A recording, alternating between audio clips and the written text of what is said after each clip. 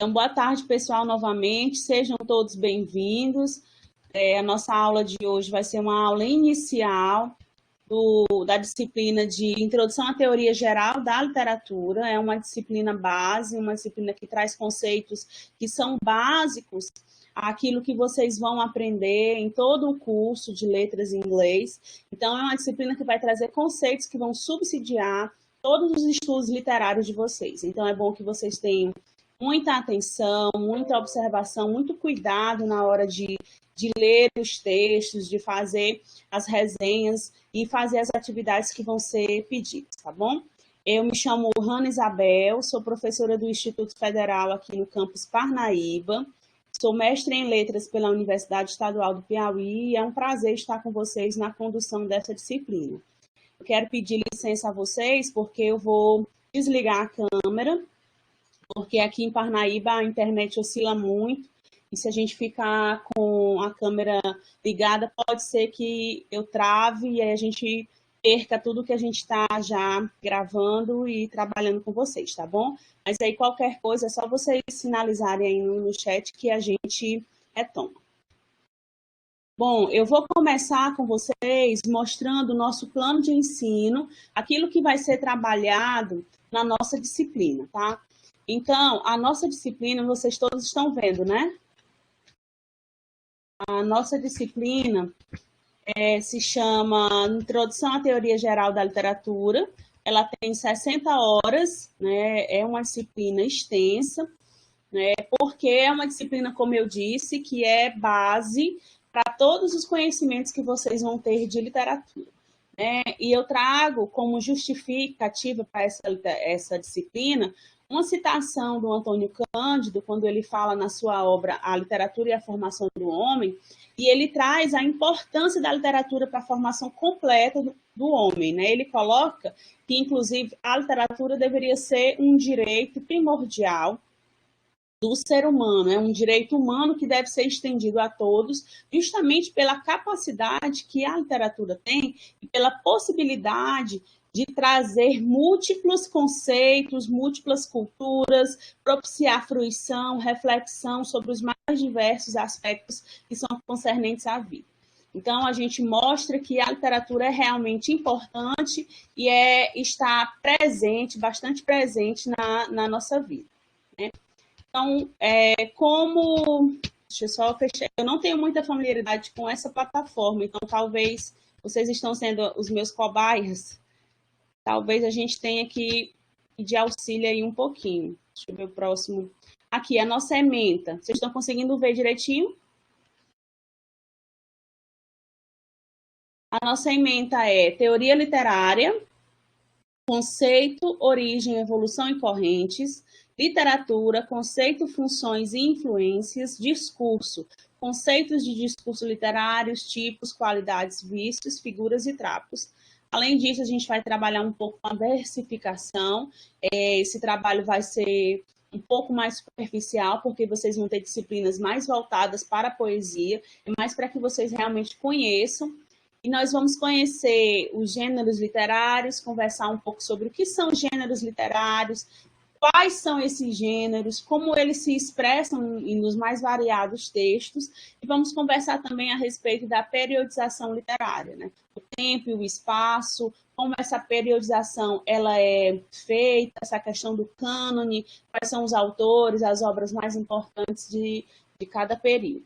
Então, as competências que vão ser alcançadas, né? É preciso que vocês, ao término dessa disciplina, entendam o conceito, as origens e a evolução e as correntes da teoria literária, compreendam o que é literatura e como ela se manifesta nos mais diversos textos, consigam entender a diferença entre um texto que é literário ou não literário, compreender as relações que os textos literários estabelecem com outros, promovendo o diálogo permanente com obras e com outros discursos.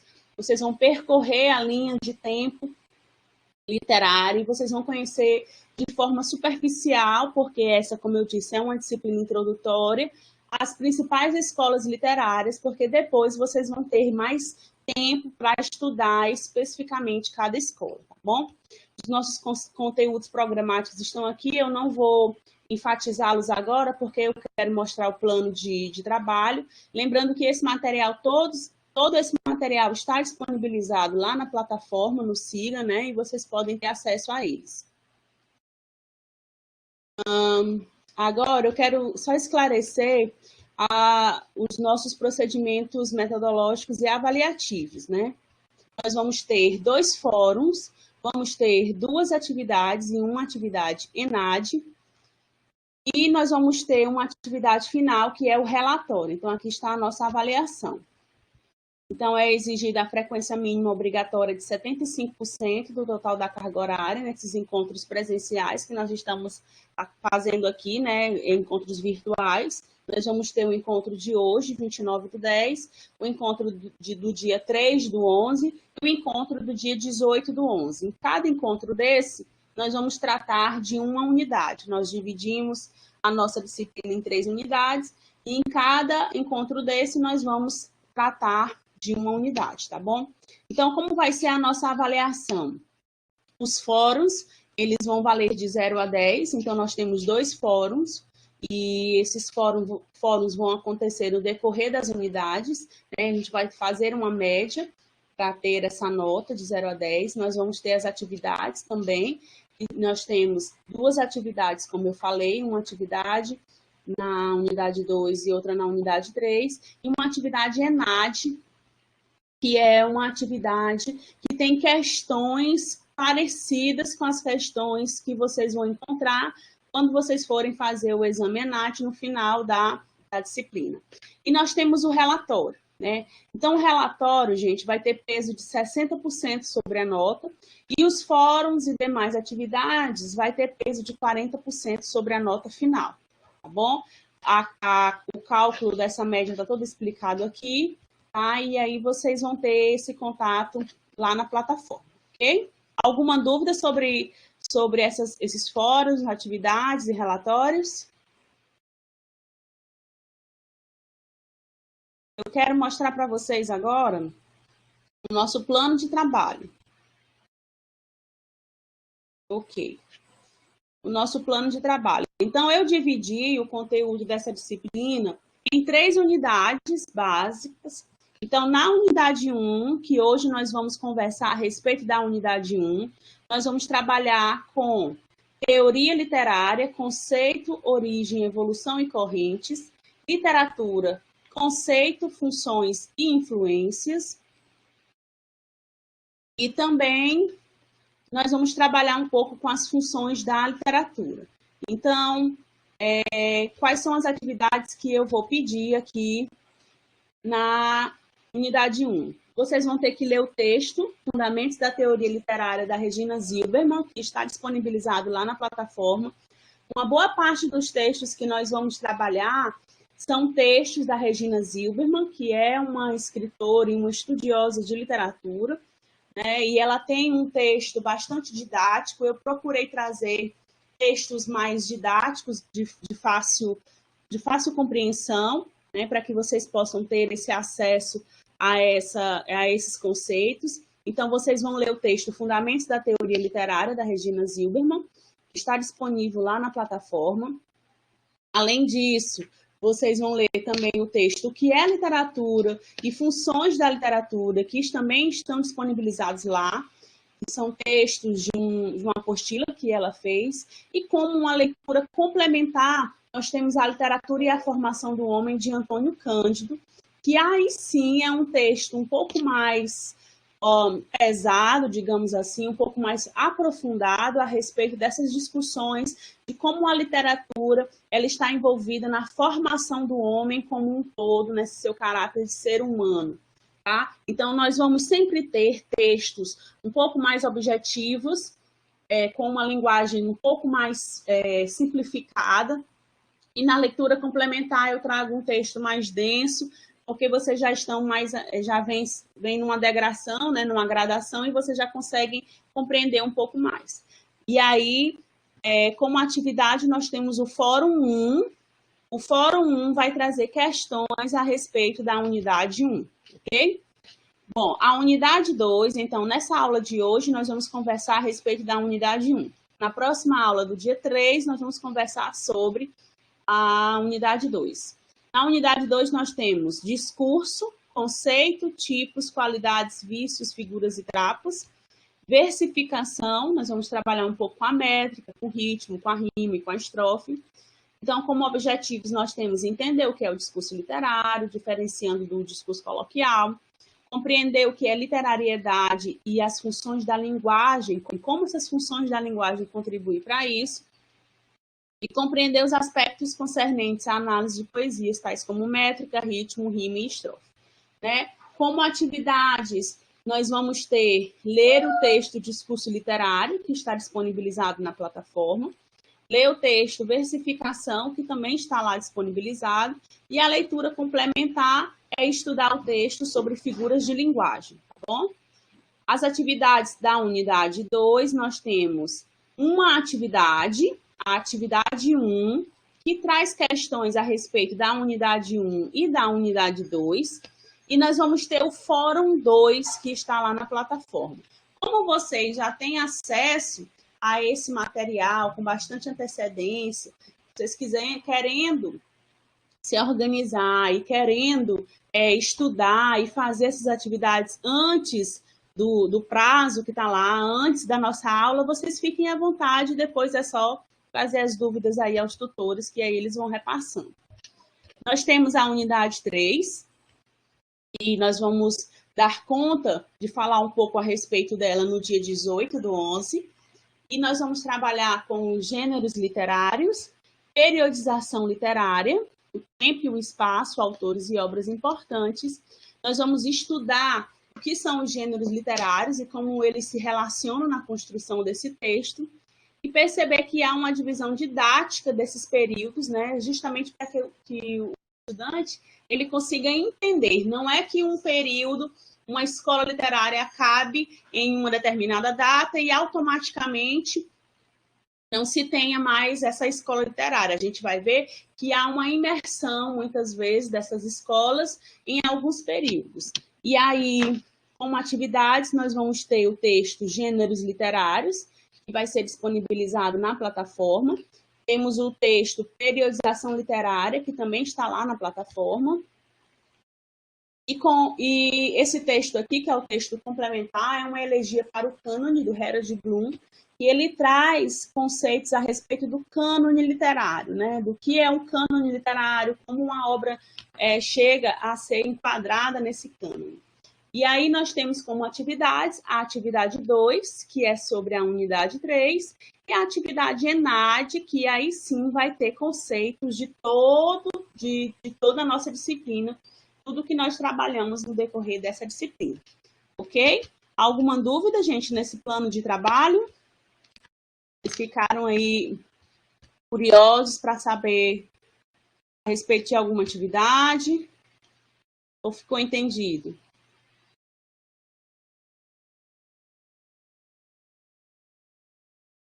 Tudo tranquilo, né? Ok. Eu quero mostrar para vocês, aí eu gostaria que vocês prestassem bastante atenção. Eu vou mostrar para vocês como vai ser o nosso relatório final, que é a atividade final, tá?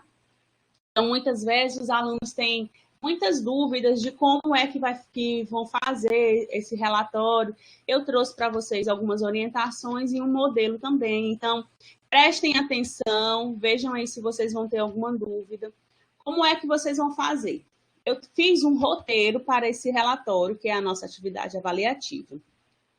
Primeira coisa, é necessário que vocês peguem, que vocês leiam esse roteiro, já se familiarizem com eles antes.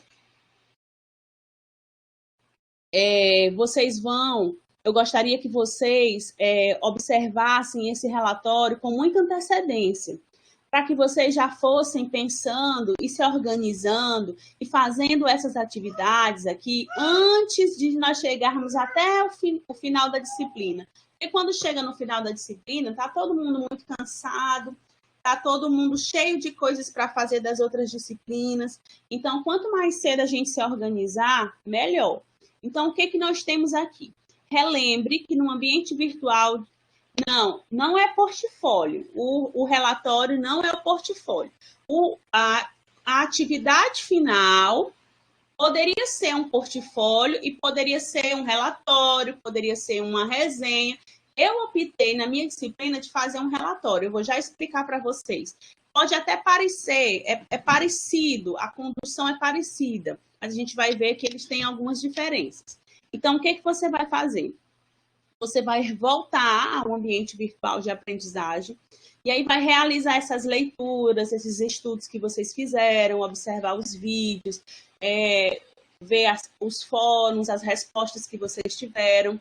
Vocês vão reler o plano de ensino e aprendizagem dessa disciplina que eu já falei para vocês, que a gente já conversou agora no início da aula, vendo os objetivos, os conteúdos, as bibliografias. Vocês vão ver que lá no plano de ensino eu trouxe a sugestão de várias bibliografias, né? Então, vocês podem dar uma olhada, algumas são bem atualizadas, vocês podem, inclusive, não é necessário que vocês fiquem restritos a essa bibliografia que eu coloquei para vocês, que eu sugeri a vocês lá na plataforma, eu já disponibilizei o material.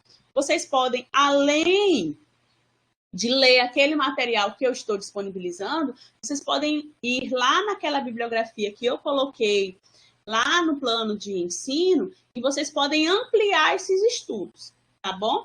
Então, vocês vão refletir sobre a operacionalização da disciplina, a participação de vocês, o envolvimento, aqueles pontos que vocês julgam que são importantes para a formação a sua formação acadêmica, né, profissional e cidadã. E aí você vai escrever um relatório descritivo crítico. Gente, tem duas palavras-chave aqui. É um relatório descritivo crítico, onde você vai apresentar uma descrição analítica daquilo que você aprendeu nessa disciplina, apresentando os pontos principais dos conteúdos estudados. Para isso, vocês vão seguir algumas orientações. Então, prestem bastante atenção. Que orientações são essas? No corpo do texto, você vai deixar claras as suas impressões a respeito da disciplina e como os conhecimentos adquiridos nela vão contribuir para a sua formação como professor de língua. Lembra que o nosso objetivo final, né, é formar um professor de língua, né, de língua estrangeira, mas que não deixa de também ser um professor de literatura. Né? Então, vocês vão ter que observar a disciplina, vocês vão ter que analisar as unidades e já ir pensando a respeito disso. Vamos ver o que mais que a gente precisa colocar nesse relatório. Isso aqui, gente, é obrigatório, anotem aí. Vocês precisam apresentar o resumo de pelo menos um assunto estudado em cada unidade, apresentando suas ideias principais. Então, no desenvolvimento do texto de vocês precisam trazer a síntese analítica de pelo menos um conteúdo de cada unidade. Então, na unidade 1, nós temos aí 3 conteúdos. Vocês precisam, lá no desenvolvimento do relatório, trazer essa síntese analítica. Então, o que eu posso trazer já como sugestão para melhorar esse trabalho de vocês? Se planejem. Nós agora não vamos estudar a unidade 1, então, enquanto vocês estiverem estudando a unidade 1, vocês pegam os assuntos que nós estamos estudando, vocês leiam os assuntos e vocês já façam uma resenha. O que é fazer essa resenha? É fazer um resumo daquilo que foi colocado, sintetizando as ideias dos autores a respeito, por exemplo, de o que é literatura, mas também fazendo uma análise crítica. Isso aqui é uma resenha. Então, você pode escolher, se nós temos 3 assuntos em cada unidade, você pode escolher pelo menos um. Pelo menos um. Ah, professora, eu posso colocar dois assuntos da unidade 1? Pode. Mas o que tem que ter? Tem que ter um assunto da unidade 1, um assunto da unidade 2 e um assunto da unidade 3. Entendido, gente?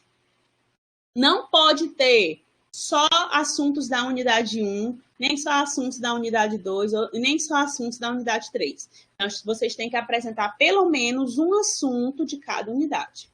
Então, faça esse registro em consonância com as etapas de desenvolvimento da disciplina, que é o que vai ser mais fácil para vocês. Vocês já vão fazendo esses resumos, essas resenhas, e depois vocês só vão organizar naquele modelo que eu disponibilizei. Então, o texto ele deve ser escrito no formato dissertativo e ele tem que ser dividido da seguinte forma: introdução. Na introdução, vocês vão abordar a respeito da importância da disciplina para a formação em letras em inglês, descrevendo os temas que serão abordados no relatório. Então, aqui na introdução, você não vai trazer síntese analítica de nenhum conteúdo, mas você vai abordar a importância dessa disciplina para a sua formação em letras em inglês. Você vai descrever quais são os temas que vocês vão abordar no texto de vocês. No desenvolvimento, aí sim vocês vão trazer a síntese analítica de pelo menos um conteúdo de cada unidade estudada, tá bom? Vocês vão trazer depois as considerações finais, que é uma breve conclusão sobre o relatório, a sua importância para o aprendizado, algumas considerações sobre a disciplina, conteúdos, metodologia, textos. Vocês podem trazer sugestões para melhorar a disciplina no que se refere à metodologia, textos. Vocês podem trazer citações, imagens, gráficos, né? E aí vocês vão ter as referências, que é colocar as referências que vocês utilizaram no relatório.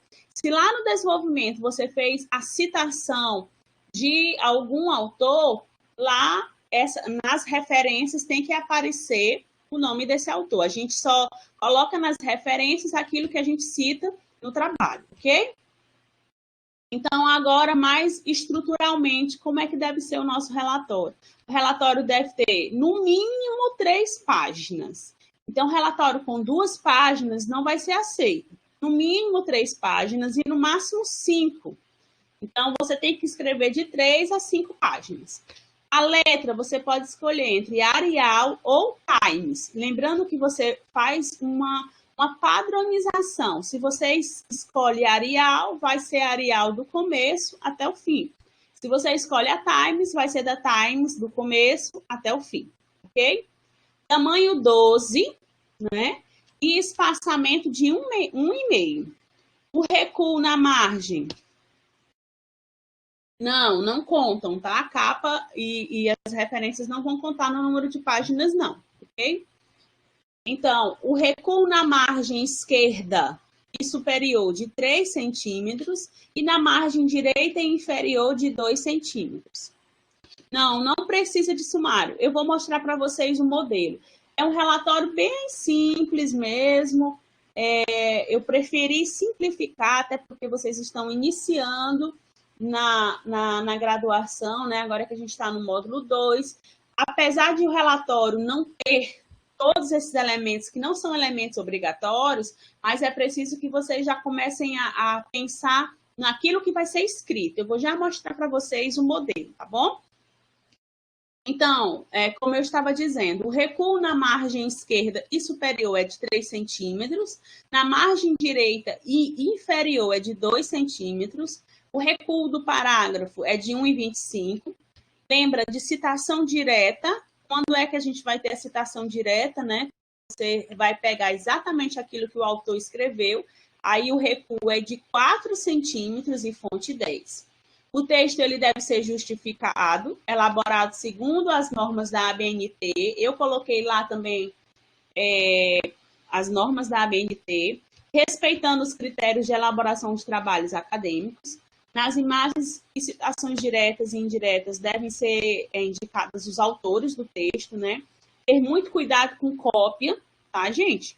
Plágio, cópia, não é aceito, zero trabalho de vocês. Eu quero que vocês resumam as ideias, mas que vocês coloquem a voz de vocês. Vocês vão resumir as ideias, sempre referenciando, mostrando que aquelas ideias não são suas, mas eu quero ouvir a sua voz, por isso que é analítico. Você vai analisar, vai descrever, resumir aquilo que vai ser apresentado pelo autor, mas também você vai trazer a sua análise, ok? As imagens, gráficas e tabelas devem ter fonte de pesquisa, tá bom? Então, gente, aqui estão as orientações para que vocês possam fazer o relatório. Tranquilinho?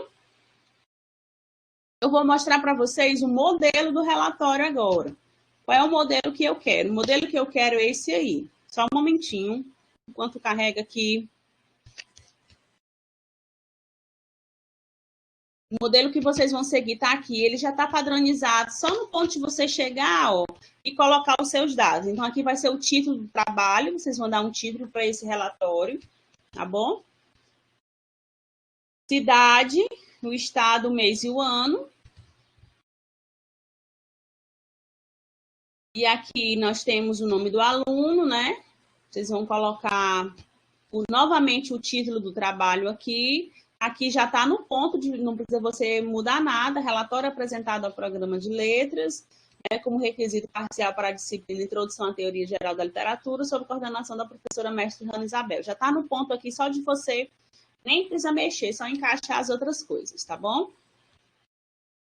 Aí nós temos introdução, eu coloquei aqui algumas informações. Introdução de, no mínimo, 15 linhas, onde você vai apresentar a importância da disciplina para a sua formação, impressões sobre a disciplina, sobre os conteúdos que serão descritos no relatório, os conhecimentos adquiridos. Então, é no mínimo, tá? Desenvolvimento, no mínimo 30 linhas, apresentar a síntese analítica de pelo menos um conteúdo de cada unidade estudada. Então, vai ter que ter um conteúdo da unidade 1, um conteúdo da unidade 2 e um conteúdo da unidade 3, tá bom? Tem esse modelo, já está lá disponibilizado na plataforma. Tem o PDF das orientações e tem o PDF do modelo, ok? As considerações finais. No mínimo 15 linhas, apresentar de modo resumido tudo o que foi discutido até o último tópico, em seguida explicitar o que foi possível aprender com esse relato estudo. E as referências bibliográficas, onde vocês vão recolocar as referências dos teóricos que vocês apresentaram no texto de vocês. Mais uma vez eu digo, cuidado, porque a gente só faz citação daquilo que aliás, a gente só referencia aquilo que foi citado lá no desenvolvimento. Então, nós vamos seguir, tá bom? Então, esse é o relatório que eu quero que vocês façam no final da disciplina. Lembrando que, se vocês se organizarem, se planejarem, se forem escolhendo logo, à medida que a gente vai estudando as unidades, se vocês já forem escolhendo o conteúdo, né, que vocês vão querer trabalhar, aqueles que vocês mais se identificarem, já começando a fazer a resenha, depois vocês só vão se organizar e juntar tudo, e aí vai ficar bem, bem legal, tá bom? Bom, nós vamos começar...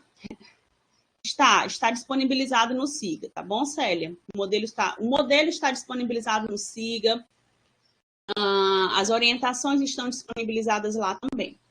Então, eu não sei se vocês já viram, mas eu fiz 3 videoaulas, né, e uma videoaula foi sobre um conteúdo dessa unidade 1. Então, nós vamos iniciar agora a explicação dos conteúdos da unidade 1.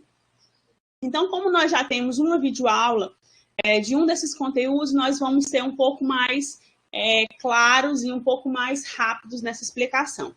Eu quero começar trazendo um vídeo, deixa eu carregar aqui, compartilhar um vídeo, da Regina Zilberman, onde ela traz uma contextualização do que é a teoria geral da literatura, do que é o papel da teoria dessa disciplina, dessa ciência, o que é o literário, o que é a literatura, o que é o discurso literário. Então, só para a gente poder ambientalizar. Eu vou colocar aqui, vocês me digam se vocês vão conseguir ouvir. O som está tudo ok aqui para mim. Vamos lá.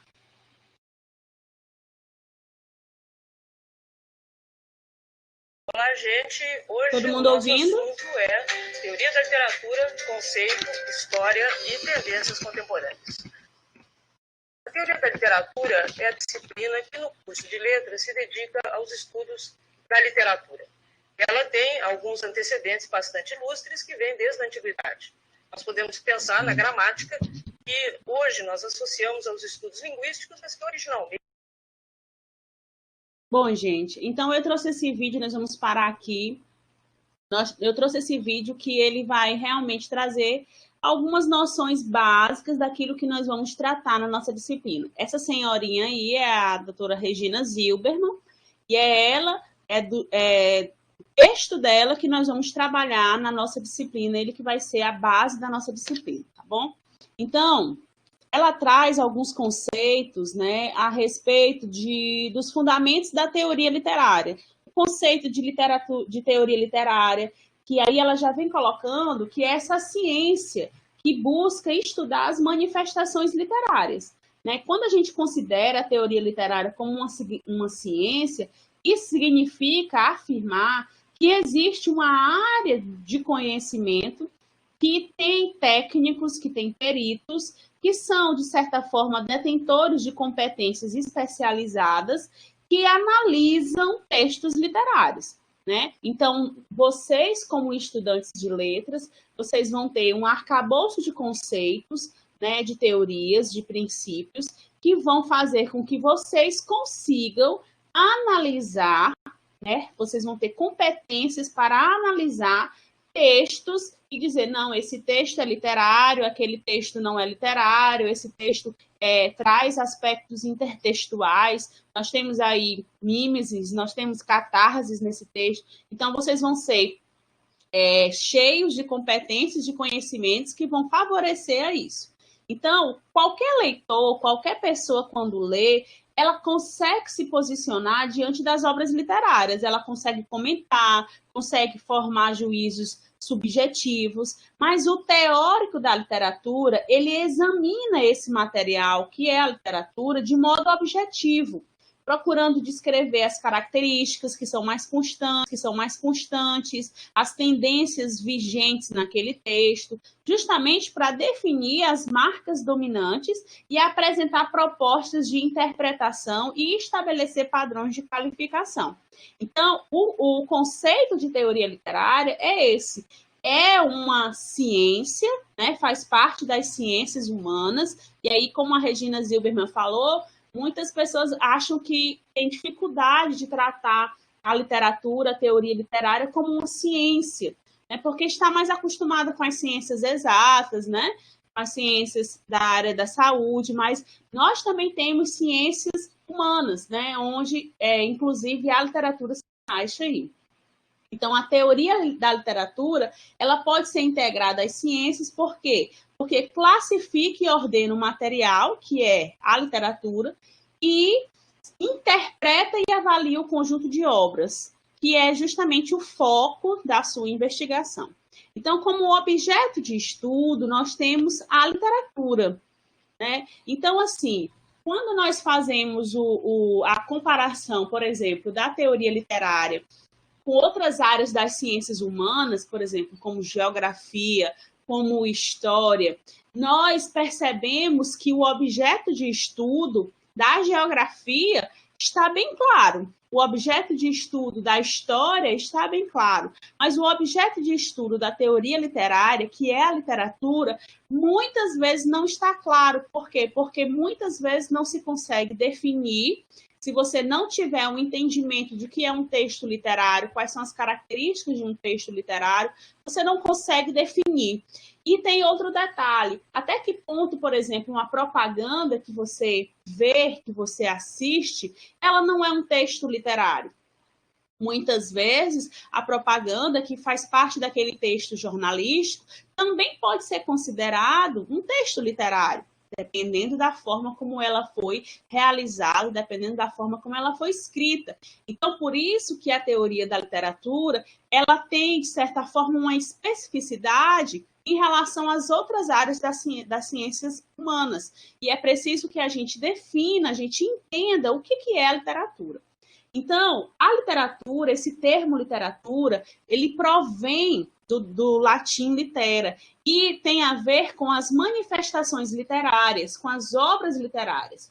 E está muito atrelado com a escrita, né? Só que nós temos que lembrar que, a princípio, não tinha-se escrita.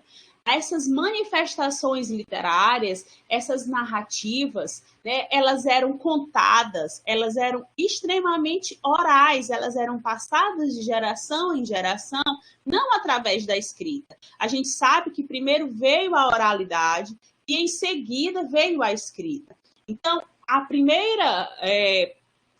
conceito, primeiro entendimento que a gente tem que ter é que existe literatura, existem textos literários que não são escritos. E aí vocês precisam também lembrar que texto não é só aquilo que está escrito.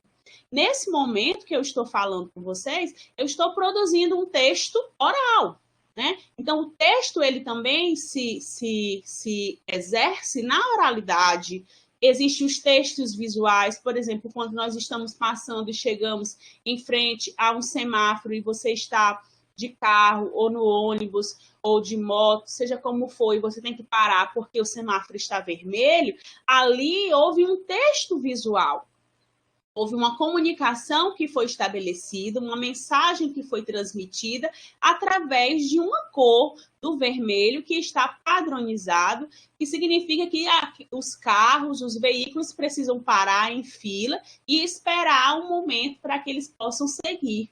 Então, o texto também não é só um texto escrito, o texto também é oral. Então, nós temos aí como as primeiras manifestações literárias do Ocidente a Ilíada e a Odisseia, né, de Homero, onde eram oralizadas. Depois é que foi trazido para a escrita. Então, é por causa disso que a gente coloca que a teoria literária é uma disciplina plural, é uma disciplina flexível e que sofreu evolução no decorrer dos anos, especialmente pela evolução do termo literatura, ok?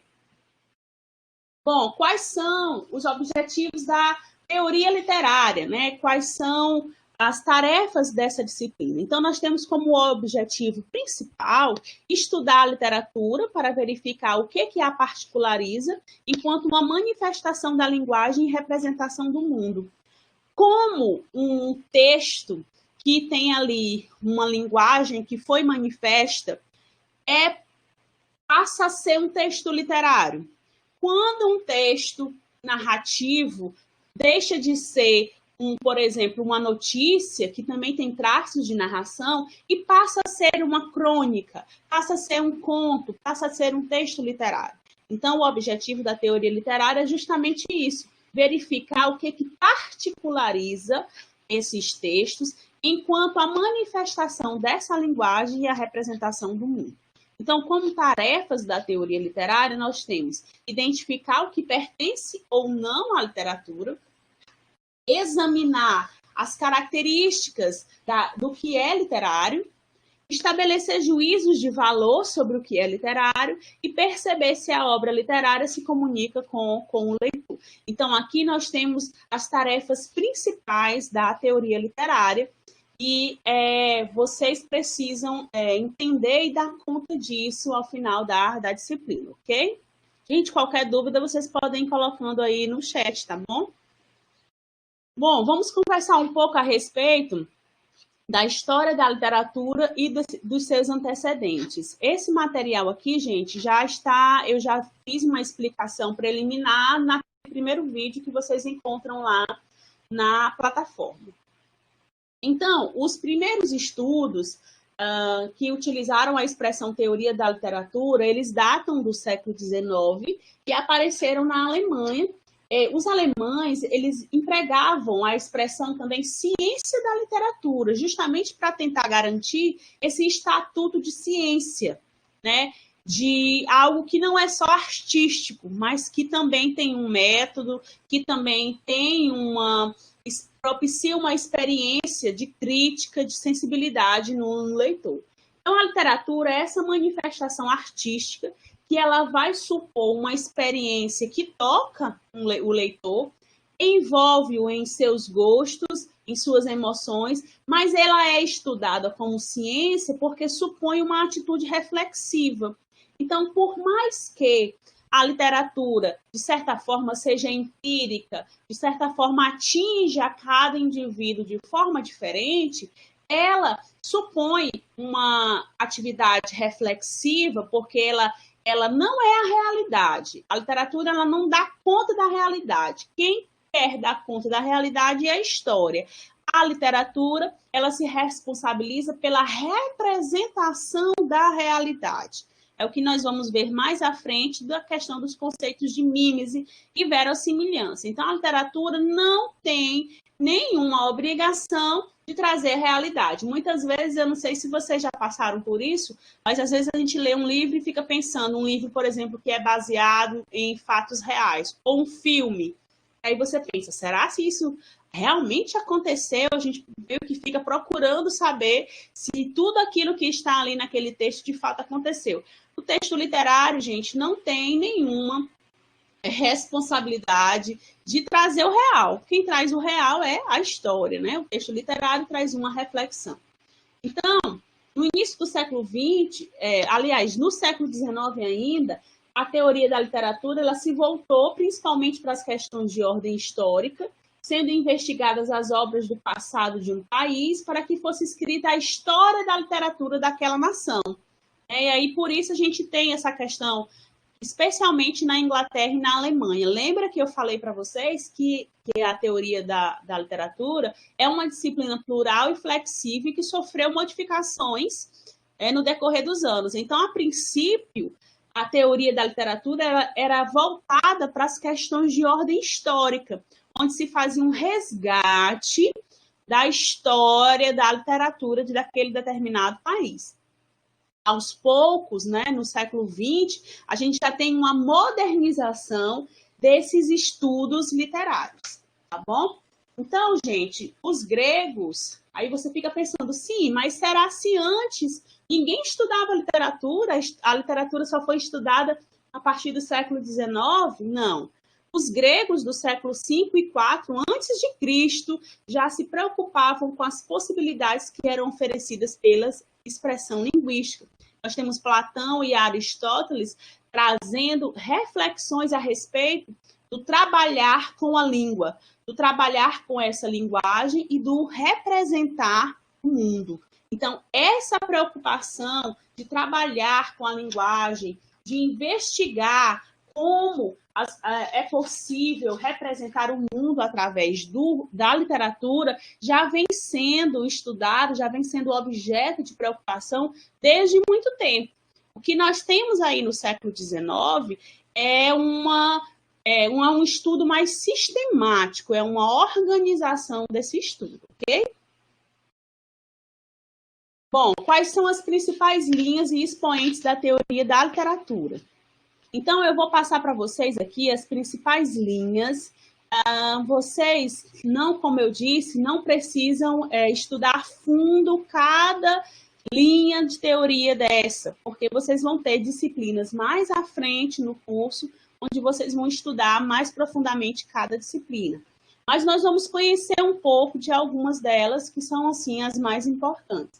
Então, nós temos, primeiro, o formalismo russo, que também é conhecido como uma crítica formalista, que foi uma escola extremamente influente, uma escola que influenciou a crítica literária que existiu na Rússia de assim, 1910 até 1930. Ele teve como objetivo o estudo da linguagem poética, né? A gente vai ver na próxima unidade que, inclusive, o Roman Jakobson, que é um estruturalista tcheco, ele traz os elementos que são importantes na linguagem e ele traz os elementos que estão atrelados às funções da linguagem. E especialmente a função poética é a função que está mais presente nos textos literários, porque justamente tem essa questão de trabalhar com a linguagem. Então, nós temos aí como principais pensadores do formalismo russo o Vladimir Propi, nós temos o próprio Jakobson, que também faz parte do estruturalismo, o Chomsky. Então, são autores que começaram a pensar, a refletir a respeito desse trabalho com a língua. O formalismo russo, gente, também exerceu uma grande influência em pensadores como Mikhail Bakhtin, né, como Yuri Lotan, que são estruturalistas, ok? Bom, a sociologia da literatura, ela começou a ser analisada de uma forma assim, mais concreta na segunda metade do século XX, com a publicação na França, em 1963, de uma obra do Lukács, chamada Teoria do Romance. Nós temos aí também, na sociologia da literatura, um grande nome, além do Lukács, que é o Lucien Goldman.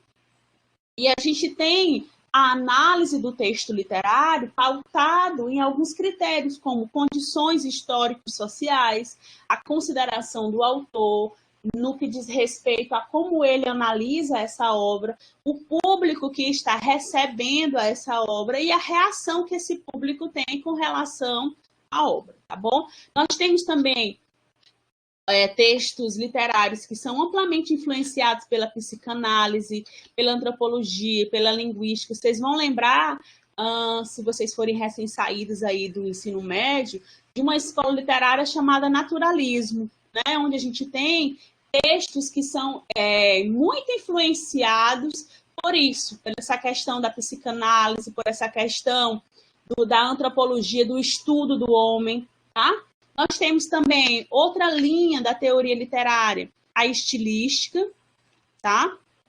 Que estuda esses processos de manipulação da linguagem, e essa manipulação, essa forma de trabalhar com a linguagem, que vai permitir que se fale, que se escreva conteúdos que são emotivos e intuitivos por meio de palavras. Então, a estilística é essa disciplina que trata a respeito de como alguém consegue manipular a palavra e manipular de uma forma que se consiga expressar as suas emoções, os seus sentimentos, né?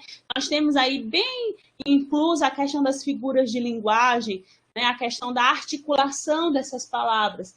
E a estilística, ela estabelece princípios que são capazes de escolher as escolhas, de explicar, na verdade, as escolhas que cada autor faz. Se você lembrar, por exemplo, do parnasianismo, vocês vão lembrar que lá na escola literária parnasianismo, os parnasianos, e a gente tem o Olavo Bilac como um dos principais expoentes aqui no Brasil, eles de fato refletiam e escolhiam e trabalhavam a linguagem, escolhendo as palavras que iam colocar no texto. Pensando em rimas que iriam colocar. De certa forma, eles escolhiam as palavras que eram mais difíceis de rimar, porque era isso que eles achavam que valorizava o texto. O texto, para eles, literário, era aquele texto que tinha um maior trabalho, maior labor com a palavra, tá? O estruturalismo tcheco, que também é chamado de Escola de Praga, ou Círculo Linguístico de Praga, foi um movimento de estudo da linguagem, não só da literatura, mas estudou a linguagem nessa questão dos aspectos linguísticos, né? Que iniciou em 1926. A primeiro momento, esses autores, eles configuram esse estruturalismo tcheco, e eles surgem por essa dinâmica intelectual, né, desses primeiros anos, e aí eles trazem uma aliança entre a linguística e a poética, que é esse trabalho com a língua. E aí trazem também um conceito que hoje é bastante colocado, que é o conceito da semiótica, do signo, do significante, do significado, né? Os estruturalistas, eles bebem muito, né, naqueles conceitos do grande filósofo, né, que embasa todo o nosso estudo da literatura. Essa abordagem estrutural, gente, ela é complementada por uma abordagem ficcional da linguagem, da literatura, e aí ele coloca a língua como dependente da forma como ela é trabalhada, tá? Tudo tranquilinho aí, eu vi que tinha gente querendo digitar no chat e aí desistiu, então tá dando para vocês entenderem. O pós-estruturalismo, né, refere-se a uma tendência de radicalização e de superação dessa perspectiva estrutural, por isso que é pós-estruturalista. E aí a gente tem o Foucault trazendo, o Jacques Derrida também traz muito essa questão desconstruir aquilo que já vinha sido colocado. Ele se instaura, essa teoria, gente, se instaura como uma desconstrução da análise literária, daquela análise literária mais tradicional. E faz com que o texto amplie, ele faz uma análise de forma a perceber a pluralidade de sentidos que um texto ele pode construir, ele pode passar. Para aquele que faz uma análise pós-estrutural, a realidade ela é considerada uma construção social e subjetiva. Por isso que há esse processo de desconstrução. Nós temos também teorias bastante atuais, e aí os estudos pós-coloniais bastante atuais aí de 1990 para cá, que também pode ser chamado de teoria pós-colonial ou estudos pós-coloniais. Meu mestrado tem a ver com estudos pós-estruturais. Eu trabalhei com o Mia Couto, que é um escritor moçambicano. E o que essa teoria, essa linha de estudo busca? Ela busca trazer teorias que vão analisar esses efeitos políticos, filosóficos, artísticos, culturais, literários, que são percebidos quando a gente consegue entender e valorizar a literatura das colônias. A gente sabe que, muitas vezes, o cânone ele valoriza o ocidental, né? Valoriza a literatura que é veiculada no Ocidente. E, especialmente, uma literatura, de certa forma, mais elitizada. Mas existem, por exemplo, literatura moçambicana, angolana, de países que foram colonizados. Então, essa tendência de estudo pós-colonial tenta analisar as teorias, a literatura que acontecia tanto nesses países colonizados quanto nos colonizadores, tentando fugir um pouco daquele cânone que é tradicional, ok? Nós temos aí também a estética da recepção, e a estética da recepção, ela trabalha com as condições sociohistóricas das interpretações textuais, né? O discurso literário, ele se constitui através de um processo receptivo, onde o leitor está muito ativo nesse processo, onde o leitor também é analisado, há condições para que esse leitor entenda esse texto. Nós temos aí conceitos como ideologia, né, conceitos de lugar onde o leitor se coloca para entender esse texto. Temos o desconstrutivismo, que também tem a ver com essa questão da desconstrução do modo de ver a literatura, e mais atual a crítica de gênero, que são estudos literários voltados para perceber as relações de gêneros que se estabelecem, e aí a gente tem especialmente aqui a literatura de autoria feminina. Inclusive, a UESP, lá em Teresina, no campus Pirajá, tem projetos de estudo, tem fóruns de estudo a respeito disso, e tem professores, por exemplo, a professora Algemira, que é uma professora que encabeça no Piauí essas discussões a respeito da crítica de gênero, tá? Então, essas são as principais linhas e expoentes da teoria literária, e é isso que vocês vão estudar no decorrer do curso de vocês. Como eu disse, nós estamos só pincelando algumas informações a respeito dessas teorias para que vocês possam entender sobre o que elas falam, ok? Tudo tranquilo aí?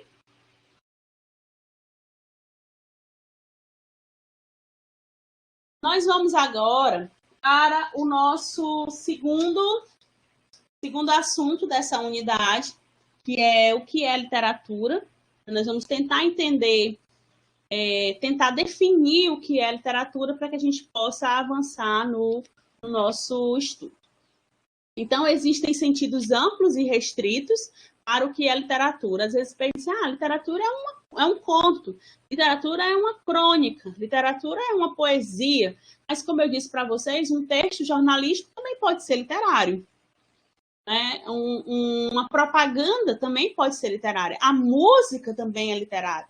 Então, definir literatura é realmente bastante complicado.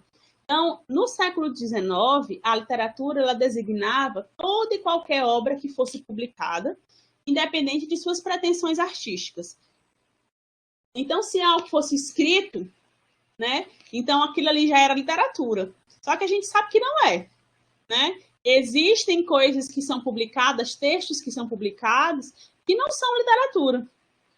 Então, é preciso que haja critérios para que a gente possa entender o que é literatura e diferenciar um texto que é literário ou não. Atualmente, a literatura ela busca dar conta de um universo mais restrito, que vai acolher o quê? A produção que lida com fantasia e ficção. Então, essas duas palavras aqui, gente, são extremamente importantes para o entendimento do que é literatura. A literatura, em um sentido mais restrito, acolhe, abarca, engloba produções que são permeadas pela fantasia e pela ficção, e se manifesta por meio de uma linguagem verbal. Observa que eu estou trazendo aqui uma linguagem verbal e não uma linguagem escrita, né?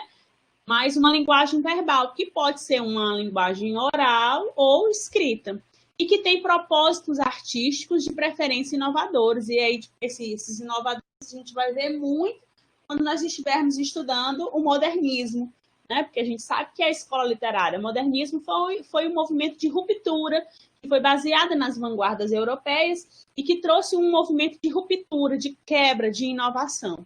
Então, palavras-chave aqui que vocês precisam lembrar. A literatura acolhe, engloba produções que são permeadas de fantasia, permeadas de ficção, e que se manifestem através de uma linguagem verbal e que tem propósitos artísticos e de preferência inovadores. Bom, e aí a gente chega em um dilema entre o que é literário e o que não é literário. Então, a gente tem alguns pensamentos que remetem a literário e não literário. Então, a gente tem a questão do valor da obra, da qualidade daquilo que foi escrito. Então, um texto que foi escrito de qualquer forma, só porque tem ficção, só porque tem traços da imaginação, pode ser considerado literatura, né? E o valor daquilo que foi escrito. Então, os teóricos vão estabelecendo critérios de avaliação, de valoração para aquilo que está sendo escrito. No passado, o literário ele foi confundido com o poético, especialmente nas obras de Aristóteles, né? Esse termo clássico, ele não se referia propriamente à poesia, mas ele era entendido como uma produção em versos, e que versos que eram metrificados e rimados, mas essa arte de compor, por exemplo, uma epopeia ou uma tragédia. O Aristóteles, gente, acreditava que era possível descrever técnicas a serem utilizadas para que essa obra fosse feito corretinho. Existem critérios de avaliação, de valoração para aquilo que é literário ou não. E que, no passado, né, existia uma confusão, uma coincidência entre aquilo que era literário e aquilo que era poético, né? Como eu estava dizendo, o Aristóteles, ele entendia a produção clássica como aquilo que não necessariamente fosse poesia, mas aquilo que fosse escrito em versos. A gente sabe que há uma diferença entre a poesia e o poema, né? Poema é a estrutura, é aquilo que é escrito em versos. Poesia é aquilo que subjaz de dentro daquele poema. É a forma como aquela linguagem é trabalhada, são os sentidos que aquele texto quer transmitir. Então, o literário, nesse caso, ele foi atribuído a obras que eram obras, de certa forma, exemplares, né? Que excluiu obras que questionavam ou que ignoravam as regras e técnicas. Para vocês terem uma ideia, né, por exemplo, na epopeia dos Lusíadas, o Luís de Camões ele teve que inserir deuses, né, por exemplo, como Vênus e o Baco, em uma história que aconteceu em 1498, perdão. Então, o Camões, ele teve que inserir os deuses da mitologia grega em uma história que aconteceu em 1498, porque se ele não inserisse, não seria clássico. Então, percebe que, a princípio, havia uma confusão entre aquilo que era literatura, aquilo que era poesia e aquilo que era epopeia ou tragédia. Então, o literário, a definição de literário não estava muito nítida, né? Para os românticos, que foi a partir do final do século XVIII e o início do XIX, né? A gente tem a escola do romantismo, a gente tinha um outro critério para dizer que era um texto literário ou não, que era o critério da originalidade, que para os românticos, os textos literários eram aqueles textos originais e textos que trabalhavam com a emoção, com o subjetivo. Já na segunda metade do século XIX, e aqui com o positivismo e o cientificismo, e a gente tem o naturalismo, né? A gente tem aqui, e o realismo, nós temos a perspectiva do que é literário quando há uma representação do funcionamento da sociedade. Lembra aí da obra O Cortiço, que é uma obra realista que tem traços naturalistas. Então, naquela época, naquele conjunto de conhecimentos a respeito do que era literário, o que era literário não era mais aquilo que valia para os textos românticos, por exemplo, de O Guarani, né, do José de Alencar. O que era visto como valor, como importante, como necessário em um texto literário naquela época, no final do século XVIII e início ali do século XIX, onde predominavam os textos românticos, já não era o mesmo critério que era estabelecido no início do século XIX com os textos realistas e naturalistas. Então, houve sim uma evolução, há sim uma mudança naquilo que é considerado de valor, a forma como aquele texto é avaliado, de acordo com a mudança que acontece na sociedade.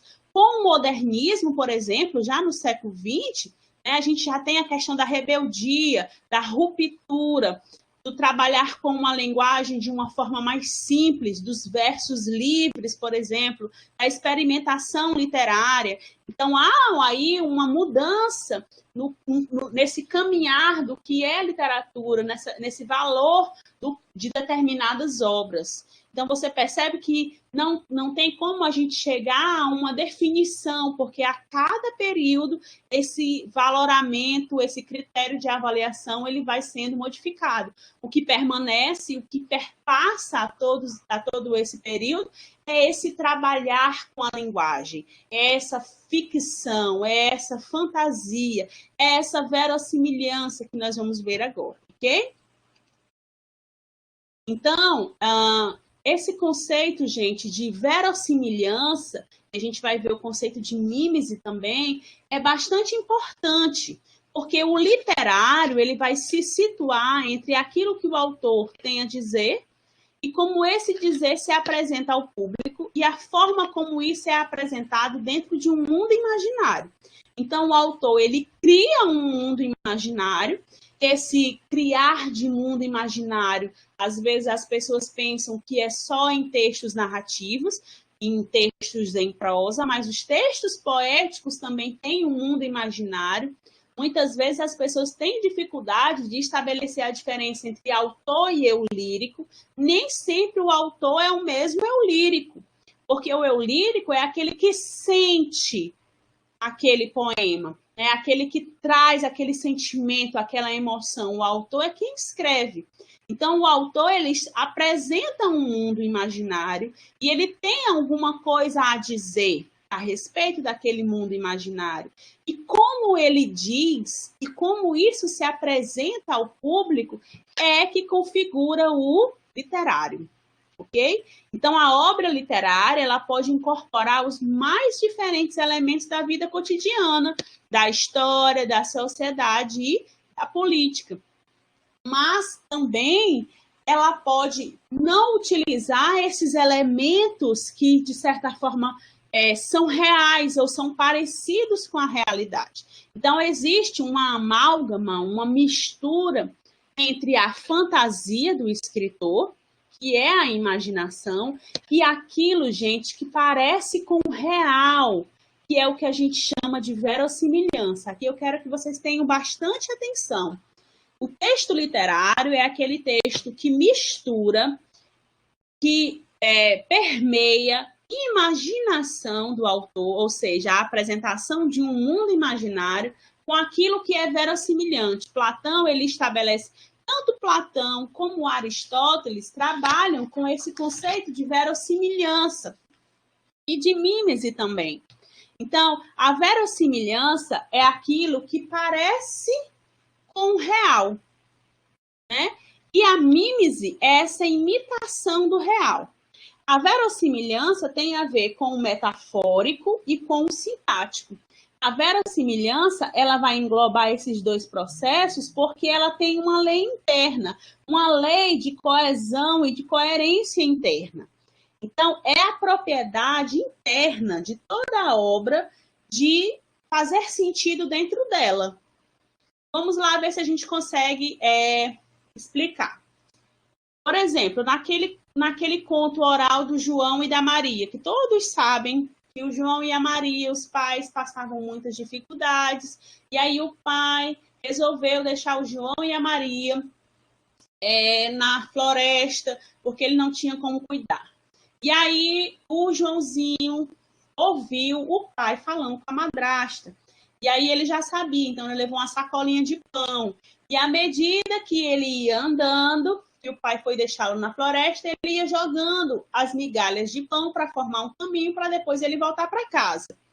Só que, quando ele estava fazendo isso, ele não se percebeu que os passarinhos iam comendo as migalhas de pão, né? Até que o pai o deixou na floresta e quando ele quis retornar pelo caminho, observando ali as migalhas de pão, ele não conseguiu mais voltar. Por quê? Porque o passarinho tinha comido os pães, né? E aí ele foi andando e ele encontrou uma casa maravilhosa, né? Que era uma casa coberta de doces e aquilo atraiu a criança, né? E fez com que ele e a sua irmã entrassem na casa. E quando eles entraram naquela casa, eles perceberam que tudo aquilo ali era uma fantasia, que era uma invenção de uma bruxa, e a bruxa os capturou, e aí todos sabem como foi que chegou ao final. Mas você percebe que dentro dessa história tem coisas que fazem sentido. Primeiro, existe uma imitação do real. Existe aí uma mímese. Nós temos aí uma família, né? Nós temos aí a questão de ter condições financeiras extremamente ruins, os pais não tinham mais como cuidar do filho, por mais que a gente tenha várias versões para essa história, né?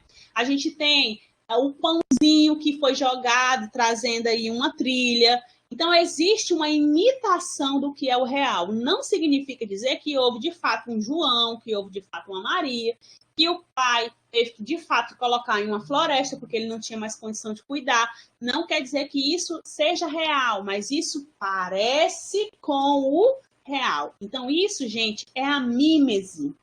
Os textos literários são textos miméticos, porque eles parecem com o real, eles se assemelham com o real. É como a gente olha a nossa imagem ali no espelho. Não somos nós ali naquele espelho, mas parece com a gente, é um reflexo.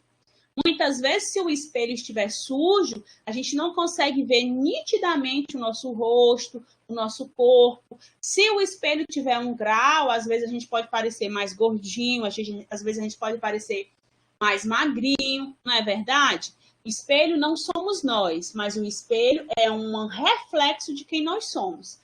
Então, o texto literário não é a realidade, mas é um reflexo da realidade. Entendido o que é mímese? Mímese é esse assemelhar, é esse parecer com a realidade. Não é a realidade. De fato, não existe o João e a Maria, que foram abandonados pelos pais. Mas é algo parecido com a realidade. Tranquilinho? Espero que vocês tenham entendido. É tão ruim a gente não poder se ver, né? Mas a gente vai se resolvendo por aqui.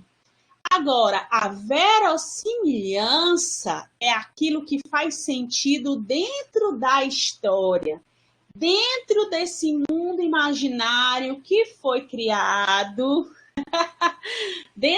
Eu também, Diniz, agora eu entendo porque eu pareço gordinha, não é de fato verdade. É só a mímese. Então, gente, a verossimilhança é aquilo que faz sentido dentro do texto, é a coerência do texto. Dentro do texto faz sentido ter uma casa que é formada com as portas de pirulito, que o telhado é o chocolate, que toda a sua armação é feita de doce, dentro daquele mundo imaginário que foi criado por aquele autor. Isso é o que? Verossimilhança. Isso é verossimilhança. Entenderam? É aquilo que faz sentido, é essa lei interna que faz sentido dentro do texto.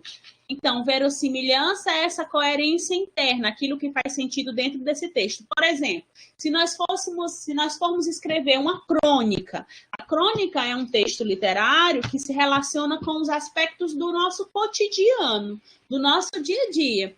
Então, nós podemos fazer uma crônica falando das dificuldades, por exemplo, que alguém enfrenta para chegar em um trabalho em um grande centro urbano. A gente pode fazer uma crônica a respeito disso. Inclusive, Carlos Heitor Coni tem crônicas excelentes, Paulo Mendes Campos, nós temos vários autores que trabalham com crônicas. Mas isso, quando ele fala a respeito desse congestionamento, dessa dificuldade do trânsito, a gente tem aí a mímese. Mas seria verossimilhante se na nossa crônica, ambientada nos anos de 2020, nós colocarmos alguém, por exemplo, utilizando um carro que, ao ligar, o carro cria asas e voa?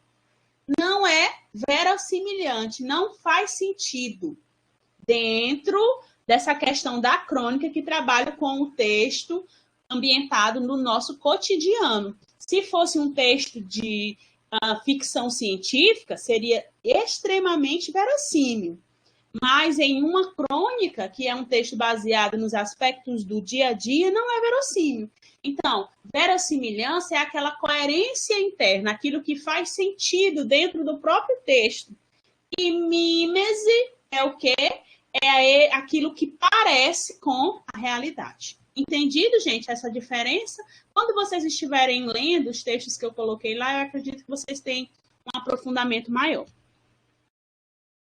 Bom, com relação às funções da literatura, e aí nós já estamos chegando ao fim da nossa aula, né?